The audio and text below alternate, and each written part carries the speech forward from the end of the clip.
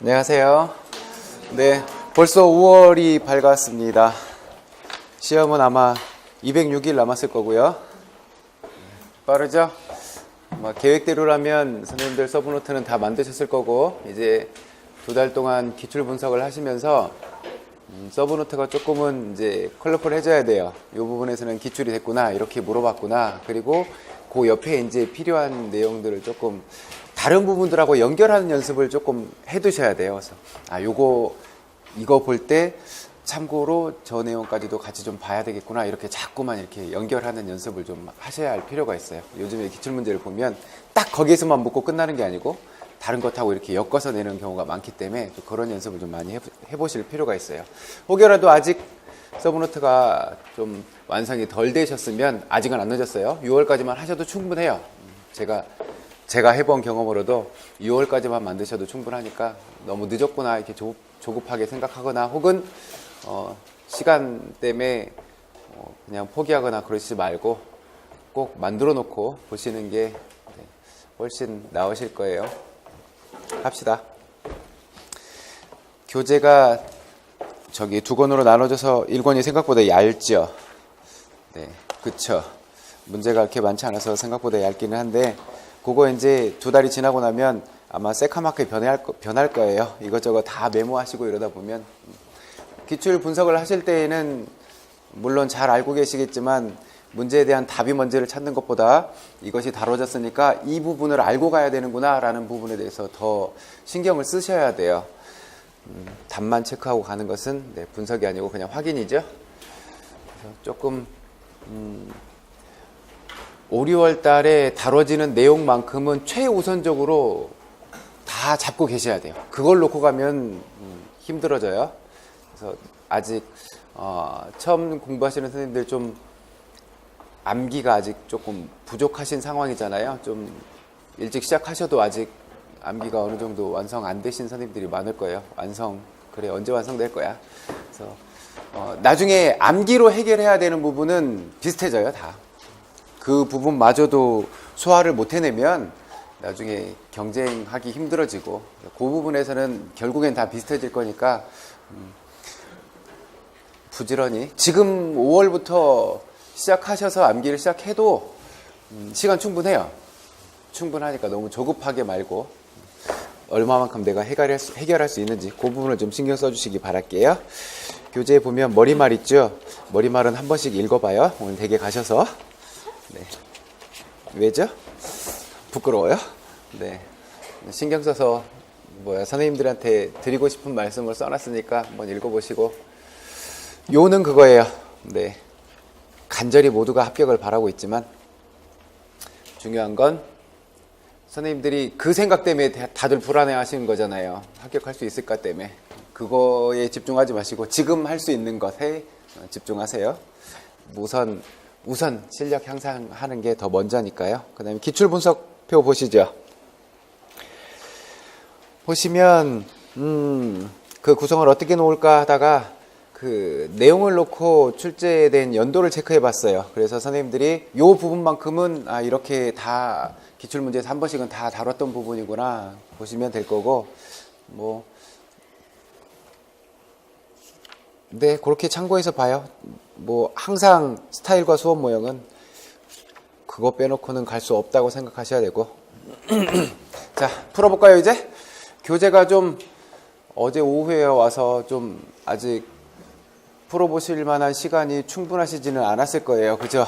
그래도 한번 충분한 고민을 해볼 수 있는 시간을 오늘은 좀 드리도록 할게요. 그리고 형성평가 문제를 인쇄를 해놓고 안 드렸어요, 오늘은. 왜냐면 오늘 아침에 책을 구하셔서 이거 보기 바쁘셨을 거잖아요. 그래서 시간이 없으시겠구나 싶어서 내일부터 드리도록 할게요. 내일부터 한 과목씩 드릴 거니까 이제 암기 서브노트가 어느 정도 완성되신 선생님들은 시작하세요. 이제 열심히 돌려서 시작하셔야 돼요. 그래야 나중에 회독수가 빨라지니까요. 1번 문제부터 볼까요? 제 문제를 그래요. 처음 오시는 인강 선생님들도 계실 거니까 기출문제를 그대로 쓸 수 없어서 살짝 바꿨어요. 살짝 이렇게 기출문제를 살짝 틀어서 냈으니까 생각해 보시고, 다뤄야 하는 부분들만큼은 이렇게 같이 다뤄지는 부분이니까 관계 없이 생각하셔도 돼요. 봅시다. 첫 번째 문제예요. 과제 전달 방식 중 학습 단서에 대한 설명을 보고 OX를 선택하래요. 학습 단서가 뭐였죠? 운동 기능이나 과제의 핵심적인 부분, 그 부분을 단어나 구로 간략하게 요약해서 전달하는 게 핵심 단서였어요. 그럼 요약 단서는요? 핵심 단서를 과제의 순서대로 이렇게 연결해 놓은 게 요약 단서였어요. 핵심 단서를 예로 들자면, 이거 배구의 토스를 예로 들자면, 손을 이렇게 삼각형 모양으로 만들어라 라는 이 부분을 이야기하기 위해서 어떻게 줄여버렸죠? 삼각형 이렇게. 그 다음에 이 삼각형을 이마의 위치에서 토스를 해라 라는 얘기를 해주기 위해서 어떻게 해요? 이마. 그 다음에 이렇게 하나씩 줄여놓은 게 학습 단서. 그 다음에 토스의 과정을 생각해 보시면 날아오는 공을 먼저 이마에 위치시켜야 되고 그 다음에 손을 삼각형을 만들어서 공이 내려올 때 가볍게 잡았다가 오면 튕겨내는 거. 그래서 요약 단서는 이렇게 순서대로 학습 단서들을 순서대로 차례로 엮여 놓은 게 요약 단서였어요. 방금 그 과정으로 치자면 말은 길어지잖아요. 그죠? 공이 날아오면 이마에 있는 위치에 얼른 가서 이마에 공이 닿을 수 있도록 위치해야 되고 그 다음에 손은 삼각형을 만들어서 이마에 올려서 공이 날아오면 살짝 당겼다가 공이 손 안에 들어오면 이렇게 튕겨내라. 긴 문장을 단서 몇 개면 끝나는 거죠. 이마, 삼각, 당겨, 튕겨. 이거면 그 과제들을 그 단서를 가지고 해야 되는구나. 그리고 그 순서를 가지고 해야 되는구나가 뚜렷하게 잡히죠. 학습 단서와 요약 단서 구분해서 기억하셨어요? 요약 단서의 기능 생각나요? 3가지 있었는데요. 요약 단서의 기능 메모해 두셔야 돼요. 학습 단서 뭐였어요? 운동 기능이나 과제의 핵심적인 측면을 단어나 구로 학생들에게 전달하는 것, 이게 학습 단서였어요.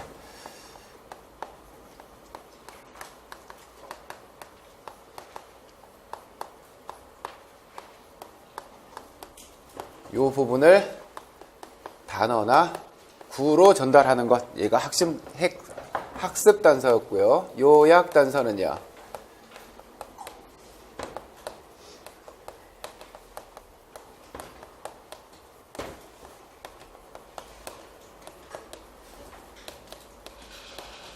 이 정도 정리하면 되겠죠?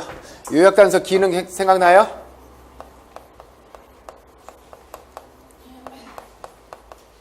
요약 단서의 기능.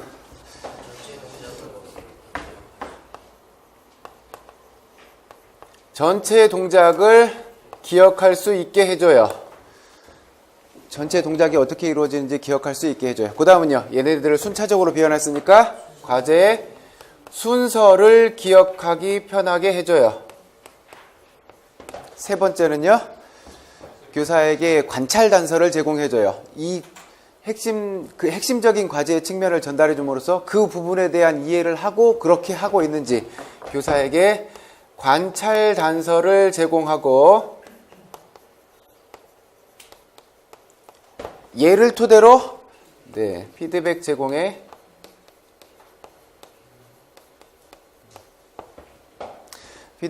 활용할 수 있겠죠. 예를 요약 단서의 기능 3가지도 체크해 놓으실 필요 있어요.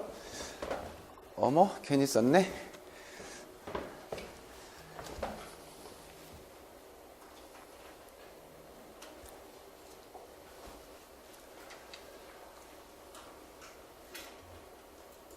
그 다음에 좋은 학습 단서의 특징도 얘기했었는데요.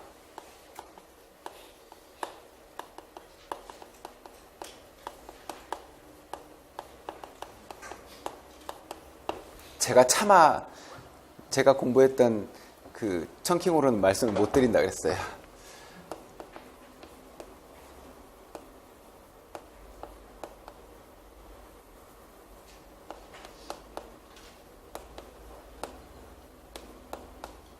계열적인 정보 제공? 계열적으로 조직되어 있다?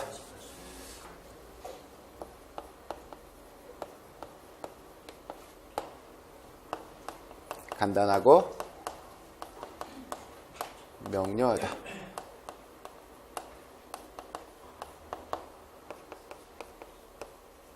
특정 연령의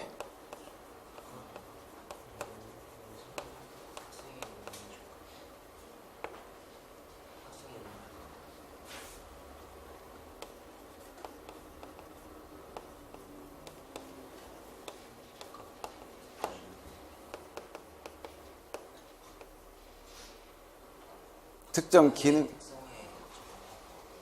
특성이구나. 특정이 아니고.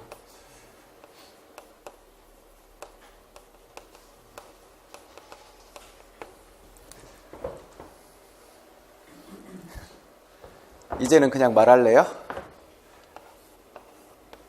욕 같죠? 그래서 차마 말씀 못 드렸어요. 제가 저렇게 놓고 정킹을 기억하고 있어가지고.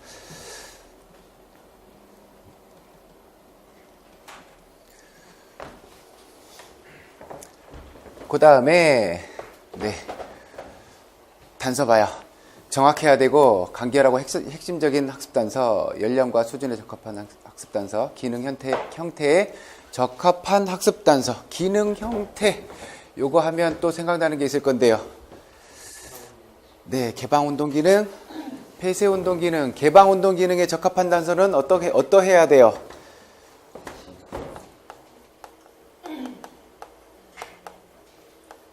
개방 운동 기능은 환경적인 조건이 계속 수시로 변하니까 거기에 적응할 수 있는 형태여야 할 거니까 이 개방 운동 기능에 적합한 연습 방법도 다양한 환경에 적응할 수 있도록 하는 방법이어야 될 거고, 폐쇄 운동 기능은요,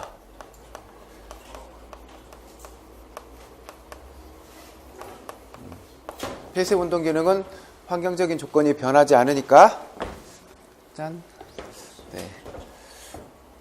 동작 수행 자체에 대한 학습, 거기에 초점을 둬야 될 거고, 움직임 개념에 적합한 거는 적절한 반응을 찾아낼 수 있는지, 움직임의 원리를 깨달을 수 있는지, 여기에 초점을 둬야 할 거고. 문제 풀까요? 이제 봅시다. OX 선택이에요. 학습 단서를 올바르게 선택하기 위해서 과제 내용을 이해해야 한다. 너무 당연한 얘기죠? 학습자의 연령이나 운동 기능에 따라서 다른 종류의 학습 단서가 필요하다.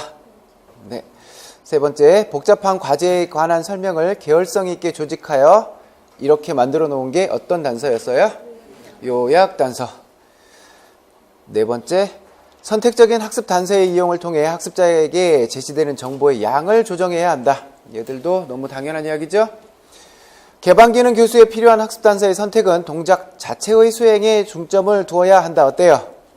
요 설명은 지금 폐쇄 운동 기능에 대한 설명이죠? 잘못된 건 5번째 거가 잘못되었네요.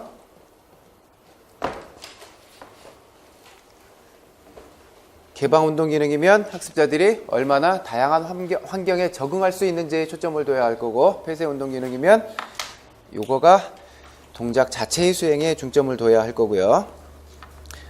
이 내용들은 다 저기 빈칸에 다 메모를 해 두셔야 돼요.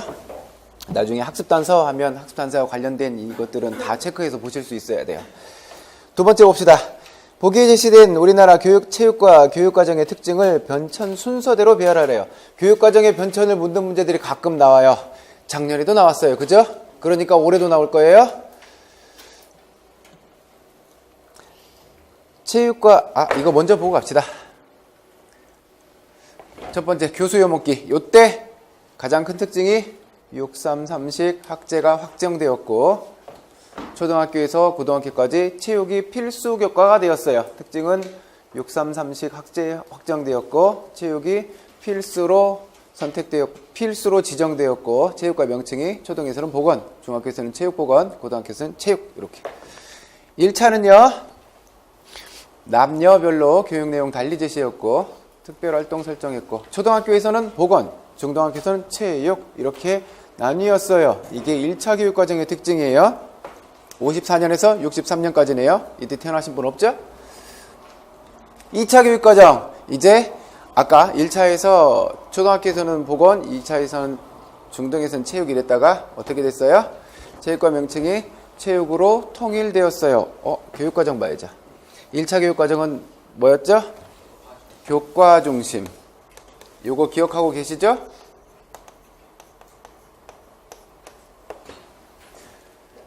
2차 경험 중심 교육 과정이고 레크레이션 세역형으로 추가되었고 체육으로 통일되었고 3차 학문 중심 교육 과정이에요. 나선형 교육 과정 조직 형태고 순환 운동과 질서 운동이 내용 체계로 들어왔어요. 순환 운동이 들어온 게 3차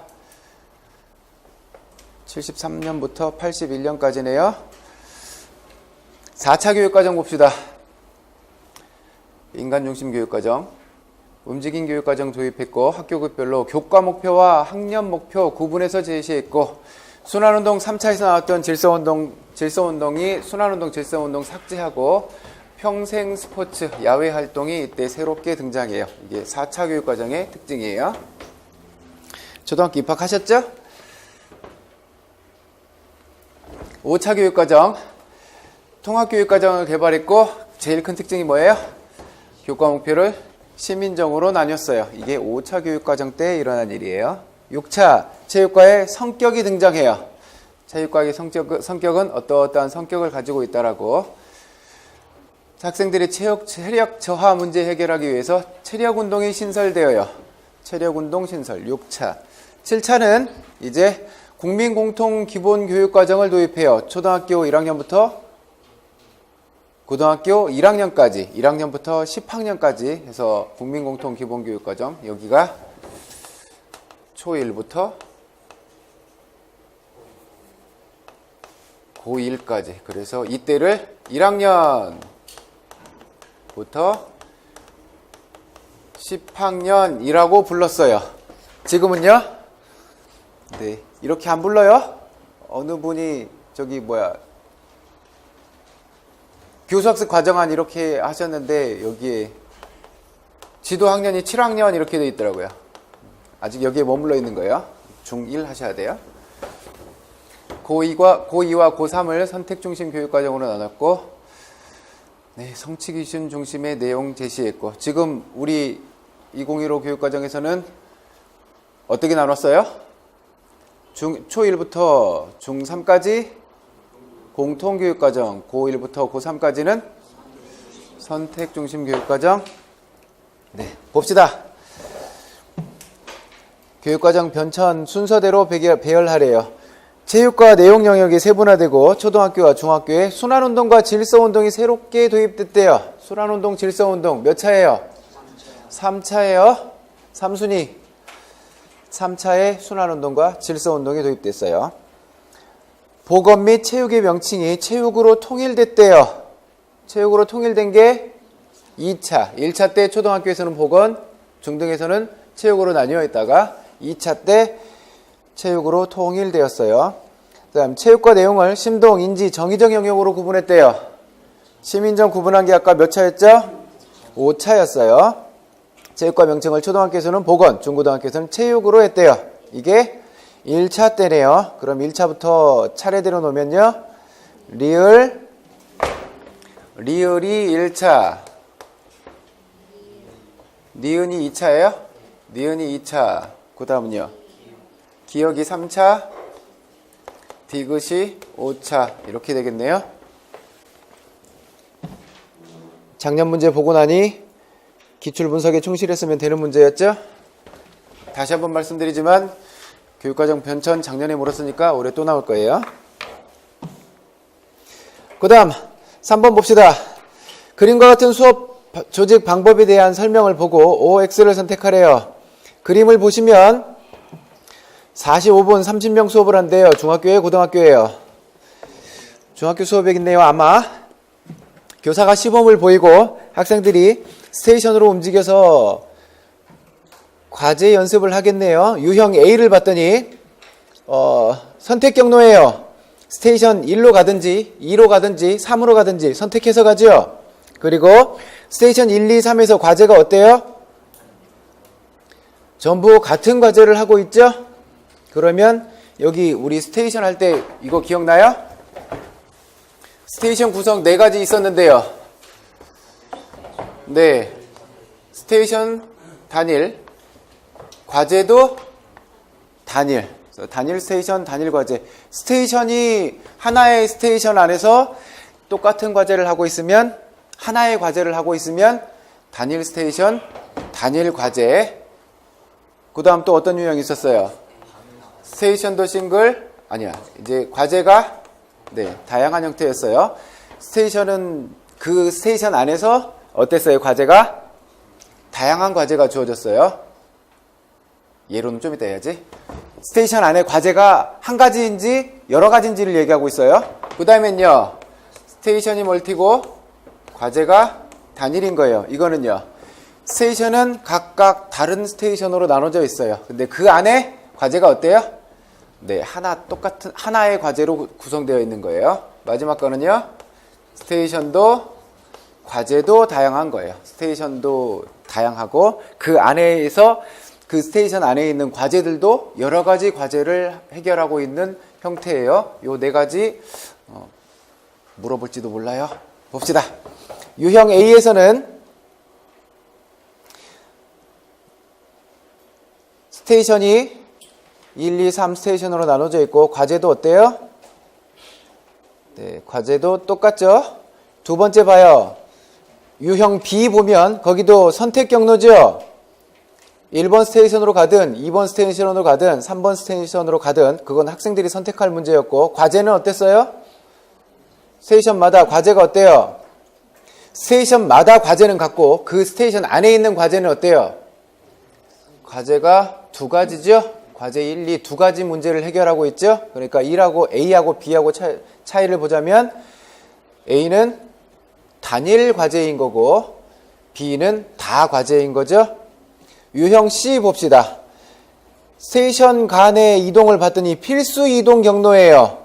필수적으로 이동해야 돼요. 스테이션 1에서 과제가 끝나면 스테이션 2로 가서 2과제를 해야 되고 스테이션 3으로 가서 3과제를 반드시 해야 돼요. 필수적으로 이렇게 움직여야 돼요.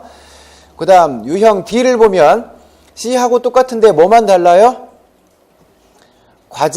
스테이션 안에 과제가 한 가지인지 여러 가지 과제인지 그것만 달라져 있죠? 보십시다. 그리고 유형 C와 D를 보면 분산해서 이동해요. 어떤 학생들은 이쪽으로 넘어가고 어떤 학생들은 이쪽으로 넘어가고 반으로 나눠서 보내겠죠. 뭐. 1번 봅시다. AB 유형에서 학습자가 과제의 종류와 수행 시간을 선택한대요. 어때요? OX. 과제의 종류와 수행 시간을 선택한대요. 과제의 종류를 학생들이 선택할 수 있어요? 과제의 종류는 선택할 수 없죠. 수행 시간은 선택할 수 있다고 쳐요. 그죠? 가서 몇 회 혹은 몇 분 동안 연습할지는 학생들이 선택한다고 치지만 과제는 1 스테이션으로 가든 2, 3 스테이션으로 가든 그 스테이션 안에 있는 과제는 똑같아요. 학생들이 결정할 수 있는 문제는 아니네요. 수행 시간은 선택할 수 있지만 과제의 종류는 선택할 수 없겠네요. C 유형에서 네, 스테이션 과제가 다른 것을 필수적으로 이동해야 되는 거였어요. C 유형에서 과제마다 난이도를 다르게 제공하는 것이 중요하다. 여기에서 과제 난이도가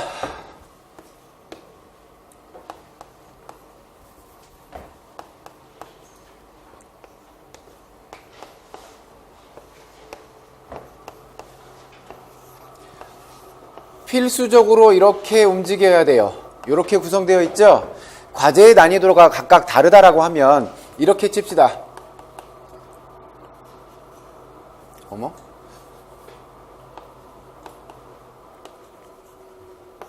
과제의 난이도가 이렇게 되어 있다고 쳐봐요. 그러면 애들이 어떤 아이들은 처음에는 일로 들어갈 거고 어떤 아이들은 처음부터 여기 있을 거고 어떤 아이들은 처음부터 여기 있을 거잖아요. 그러면 이렇게 들어간 아이들은 가장 낮은 난이도의 문제를 해결하고 난 다음에 그 다음 중간 난이도를 하고 높은 난이도를 하고 이럴 때에는 과제 진척의 문제가 되지 않아요. 여기서 배우고 이렇게 조금 더 어려운 거 이런 순서로 하면 되니까요. 처음부터 여기 들어간 아이들은 어떨까요? 선생님 저 이거 못해요. 이런 문제가 생길 거 아니에요. 과제가 진척이 안 돼요. 여기서 턱 막혀서 너무 어려운 과제를 처음부터 줘버리니까 네, 여기서 막히는 문제가 생길 수도 있어요. 그러니까 이런 유형의 스테이션을 구성할 때에는 스테이션마다 과제의 난이도가 달라져 버리면 과제 진척의 문제가 와요. 이렇게 어려운 데부터 들어간 아이들은 과제에 턱 막히게 돼요. 다음 과제로 나갈 수가 없어요. 그래서 과제를 다르게 제공하면 네, 아니 되어요. 그 다음 D 유형 봅시다. D 유형은 각 스테이션마다 동일한 과제를 제공해야 한다. 어때요? 그 스테이션 1, 2, 3이 필수적으로 이동해야 되는 경로인데 이 스테이션에서 첫 번째 스테이션에서 과제를 해결하고 두 번째 스테이션으로 가면 또 똑같은 과제가 있대요. 움직일 필요가 있어요, 없어요? 똑같은 과제 할 건데 괜히 다른 스테이션으로 움직이면 괜히 이동 시간만 더 많이 잡아먹겠네요. 그쵸? 네, 과제는 달라야 되겠죠. 4개의 유형은 스테이션마다 연습식 스타일을 사용하는 것이 가장 효과적이다. 어때요? 연습식 스타일이 가장 효과적이대요. 어때요? 연습형보다는 거기에 과제들을 저기 봐봐요. 아래쪽을 위쪽에서는 연습형의 모습 어느 정도 보여진다고 볼 수 있지만 여기에서 물론 연습형 스타일로 이것을 해도 관계는 없죠. 없지만 어떤 말 때문에 그래요? 가장이라는 말 때문에 그럴 건데 그 C 유형과 D 유형을 보면 학생들이 어디에서 선택해서 들어가고 할 건지에 대한 것을 어쩌면 이것은 포함식 스타일이 더 적당해 보여요. 가장 효과적이라는 말 때문에. 물론 연습식 스타일을 이렇게 적용하면 안 되는 건 아니죠. 하지만 가장이라는 말 때문에. 5번째, 4개 유형은 학생의 수와 적정성, 시간 및 공간의 효율성에 초점을 둔 것이다. 그것 때문에 이렇게 스테이션을 나눠서 수업을 진행하고 있는 거죠. 그래서 5번만 오고 나머지는 다 X인가요? 네, 그렇죠. 그 선생님들 그 수업 전에 미리 문제를 풀어보실 거잖아요. 풀어보실 때 하시다 보면 고민이 되거나 막히거나 이런 부분이 생겨날 거예요. 그러면 거기에 체크를 하세요. 이렇게 쭉 보시다가 헷갈려, 잘 모르겠어. 그러면 거기에 물음표를 하신다든지 어떤 체크를 해놓고 다음에 한번 이 부분을 다시 만났을 때 선생님들이 복습 차원에서 한 번 더 보실 거잖아요. 복습해서 보실 때 이 부분에서 처음 내가 공부할 때 한번 탁 막혔었는데 이걸 다시 보고 그래, 이 부분에 대한 이해를 내가 확실히 했어 라는 것이 확인이 되면 좋은데 이런 거 없이 보다가 물음표가 딱 생겨났어. 그러면 그리고 뒤로 넘어가 답을 먼저 봐. 이러면 선생님들이 고민할 시간이 사라져 버려요. 그러면 이거 가지고 공부하는 효과가 좀 더 떨어져요. 지금 여기 이 문제를 보고 맞추고 못 맞추는 것은 중요한 게 아니잖아요. 그러니까 보고 저기 의문점이 생기면 거기에 물음표라든지 이런 걸로 체크를 하세요. 그래서 나중에 다시 보고 내가 여기서 한번 막혔었지. 이제 개념 잡았네. 이런 식으로 보시는 게 훨씬 좋아요. 그래서 답을 보시는 것은 별로 좋아 보이지 않아요. 그 다음 봅시다. 협동학습 모형이래요. 협동학습 모형.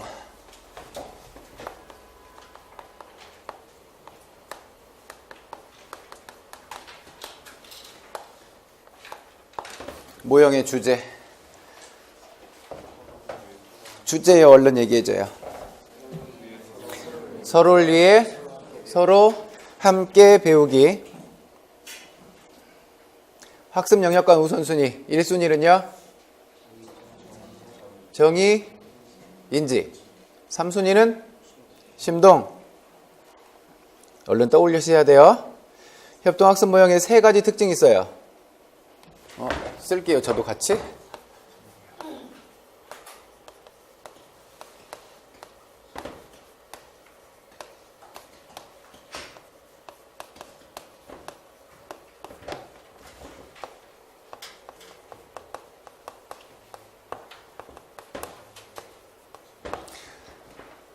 세 가지 개념이 뭐였어요? 팀 계약, 팀 보상, 개인의 책무성, 학습 성공에 대한 평등한 기회 제공.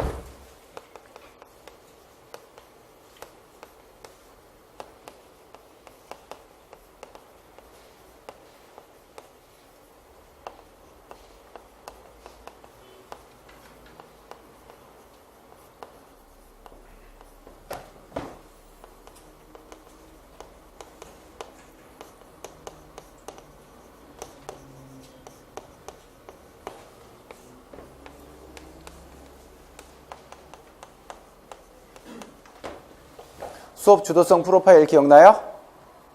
7개 차례대로 얘기해줘요.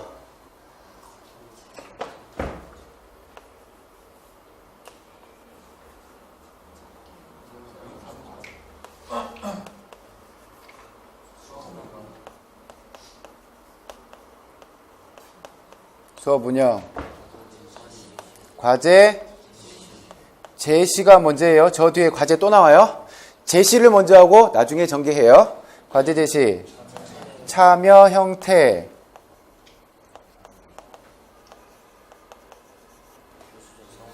교수적 상호작용.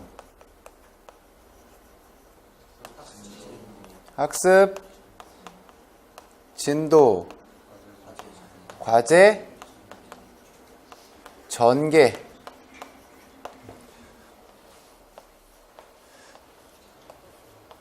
기억하고 계시죠? 협동학습 모형은요. 어디다 써야 돼? 1, 29, 9, 50, 100. 다행히 여긴 처음 오신 선생님이 안 계시는데 인강으로 혹시 처음 오시는 선생님들은 얘를 통으로 외우는 방법이 있어요.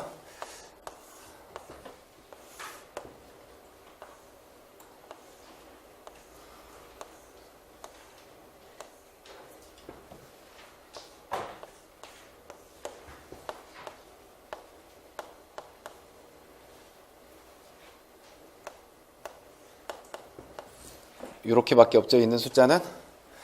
여기가 직접, 여기가 간접. 여기 5를 기준으로 얘를 가운데 두고 여기를 1로 보고 맨 끝을 10으로 보고 가운데니까 5. 여기에서 한 칸 벗어나면 2. 또 한 칸 벗어나면 3. 이쪽으로 이렇게 내려가서 4는 없어요. 그래서 4는 나타나지 않아요. 5에서 한 칸 넘어가면 6. 또 한 칸 넘어가면 7. 여기서 한 칸 넘어가면 9. 이렇게 나타나요. 그래서 1, 2, 9, 9, 50, 50, 100, 100 이거는 1이 어디예요? 내용 선정이 1에 있다는 얘기예요. 2구는요. 2하고 9.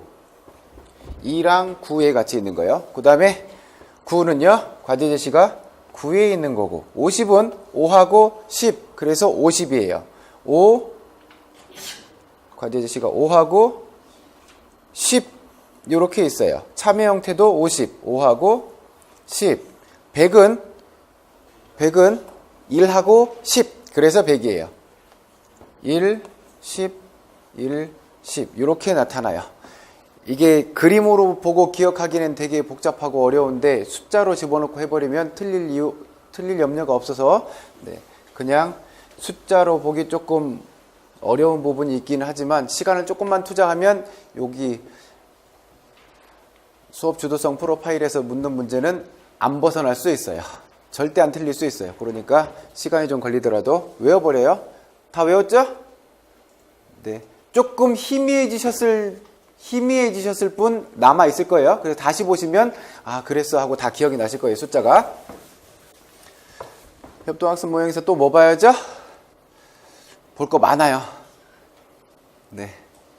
또 뭐 있었어요? 이분 얘기한 거. 이거 맞나요? 네. 이분이 얘기한 게 과제에 포함하고 있는 6개의 절차적 요소 있었죠? 뭐였어요? 청킹이.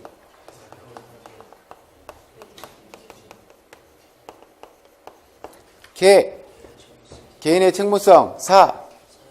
사회성 발달에 대한 외제적 관심.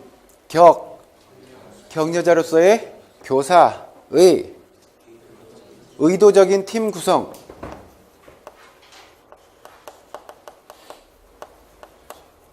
의도적인 팀 구성. 아, 이 선생님들 찾기 힘드니까 써야 되겠구나. 이게 뭐였죠? 개인적 책무성. 사회성 발달에 대한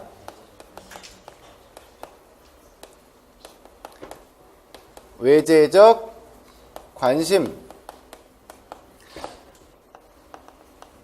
격려자로서의 교사.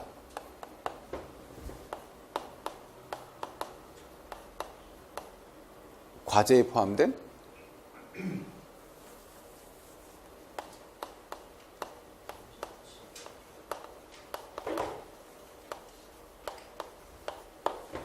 의도적인 팀 구성, 다 하고 합시다. 팀 상호작용의 연속성 맞아요?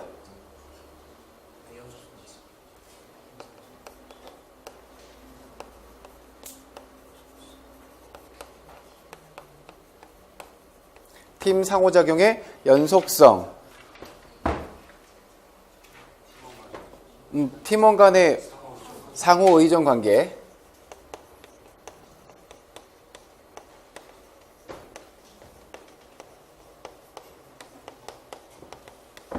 의도적인 팀 구성, 이거 놓고 물어볼 수 있죠. 의도적으로 팀은 어떻게 구성해야 된다 그랬어요? 집단 내에는 집단 내, 하나의 집단 안에는 이질적으로, 집단 간에는 동질적으로, 이렇게 구성하는 원칙이 의도적으로 팀을 구성하는 거였어요. 여기까지 기억해 두셔야 되고, 그 다음에 협동학습 목표 있었죠?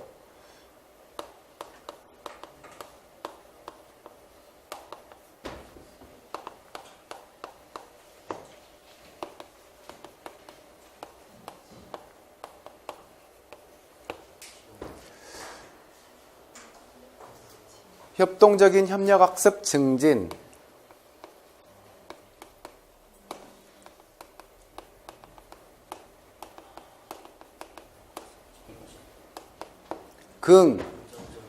긍정적인 팀 관계 동료 맞아요? 학생의 자아 존중감 개발. 학업 성취력 향상.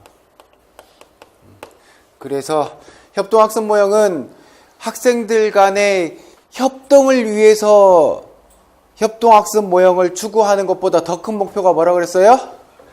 얘를 위해서, 궁극적인 목적이 학업 성취력 향상을 위해서 협동학습 모형을 통해서, 물론 학생들끼리의 협동, 정의적인 요소 이런 부분을 챙기기는 하지만 협동을 위해서 협동학습 모형을 하는 게 아니라 성취력을 향상시키기 위한 방법으로, 하나의 수단으로 협동학습 모형을 적용한다 그랬어요.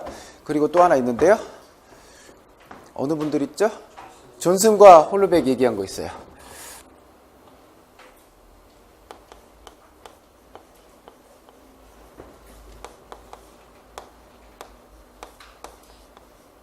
맞나요? 이 정도 되나? 이분들이 얘기한 게 뭐였죠? 기본 요소.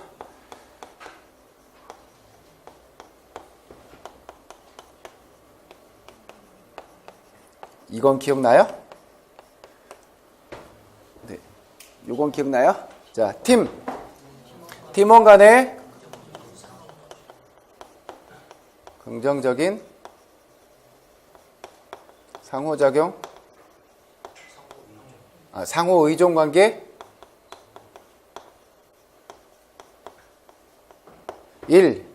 1대1의 발전적인 상호작용.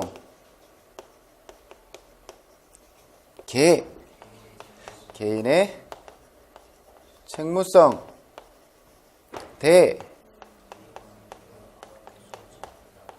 대인관계와 소집단 인간관계 기술.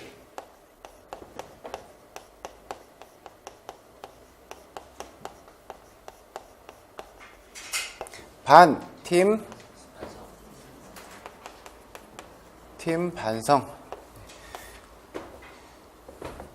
협동학습 모형이 되게 외워야 할 것들이 많아요. 그쵸? 어쩌겠어요, 있는 걸. 그 다음에 협동학습 모형에 여기 전략들이 있었어요. STAD. 얘는 어떤 방법이었죠? 비경쟁적인 팀 구성하고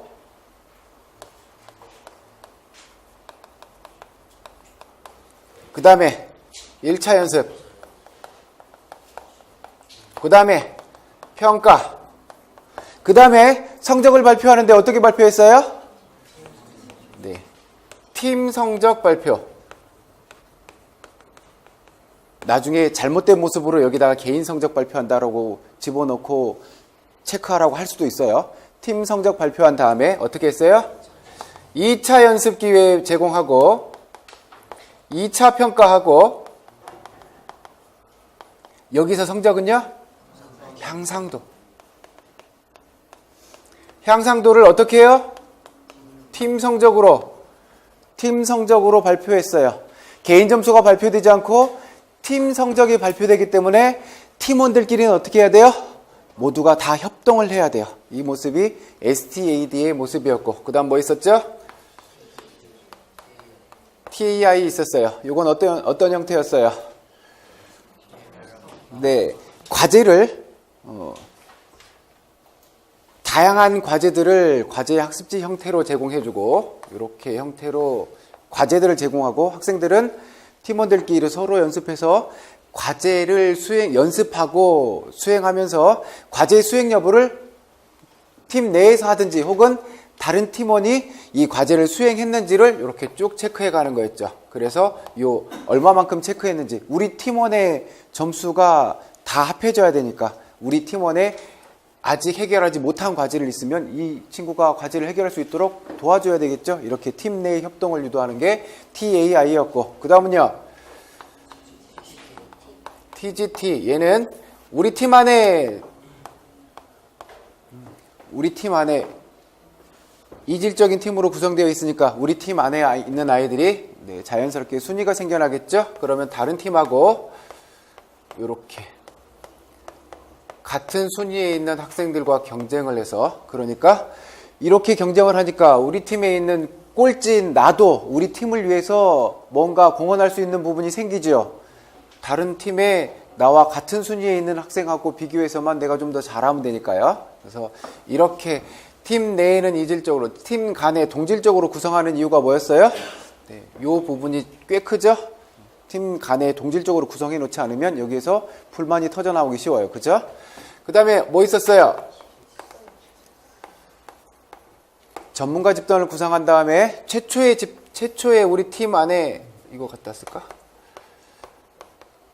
최초에 우리 팀 안에 다양한 우리 팀원들이 모여 있을 거고, 이 팀원들이 전문가 집단을 구성해서 이렇게 하나의 기능에 대해서 이들이 모여서 전문가 집단을 구성해서 과제를 완수해서 전문가가 된 다음에 다시 원래 자기 집단으로 돌아와서 자기가 배운 그 전문가의 입장에서 우리 팀원들을 가르치는 거고, 다른 과제는 다른 팀원이 전문가가 되어서 가르쳐 주는 거였고, 또 뭐 있어요?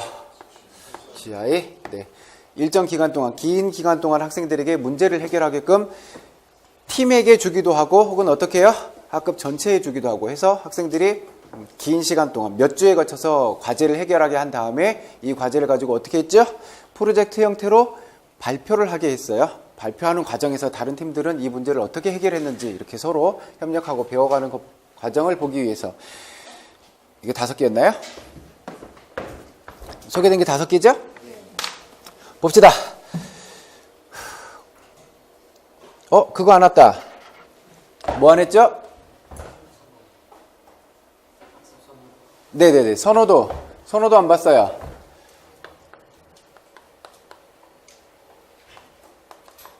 협력. 그래서 참여. 그 다음은요. 협력. 경쟁, 독립. 얘 모형이 특이하게 협력과 경쟁의 모습이 같이 나타났어요. 협력은 팀 안에서, 경쟁은 팀 간에, 이렇게 생각하시면 된다고 그랬어요. 학습 선호도 분류하는 기준도 기억나요? 참여 회피는 어떤 기준으로요?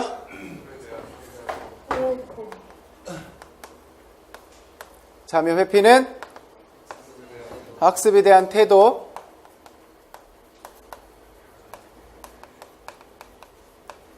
협력, 경쟁은요? 교사나 동료에 대한 시각. 독립의존. 독립의존은 수업 절차에 대한 반응. 이 기준도 챙겨보시라고 그랬어요. 한 번쯤은 물어볼 가능성이 있어요. 처음 보는 애들이라서 좀 체크해보고 가야 되는 게 많죠. 어쩔 수 없어요. 다 보셔야지. 협동학습 모형 건드렸으면 협동학습 모형에서 할 수 있는 건 다 보셔야지. 요것만 체크해보고 가면 안 되죠. 대신 다음에 협동학습 모형 이거 안 해도 되잖아요. 그쵸? 시간이 좀 걸려도. 다 메모하셨나요? 천천히 하세요. 기다릴게요.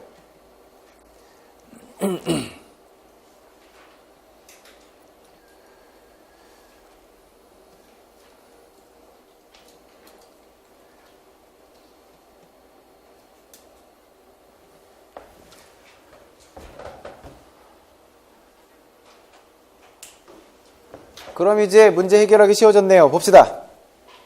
협동학습 모형을 적용한 교수 전략의 명칭을 쓰래요. 각 팀에서 1등, 2등, 3등, 4등 점수를 받은 학생은 다른 팀의 같은 등수인 학생의 점수와 비교한대요. 얘가 TGT죠. 팀게임 토너먼트. 팀원은 스스로 또는 다른 팀원의 도움을 받으면서 과제를 연습하고 다른 팀원이 과제 수행 결과를 평가한대요. 이 방법이죠. 얘가 TAI, 팀 보조 수업. 각 팀원은 전문가 집단을 구성하여 학습 내용을 익히고 난 후 자신의 팀으로 돌아가 다른 팀원을 가르친대요. 전문가 집단을 구성하는 이 방법이 직소.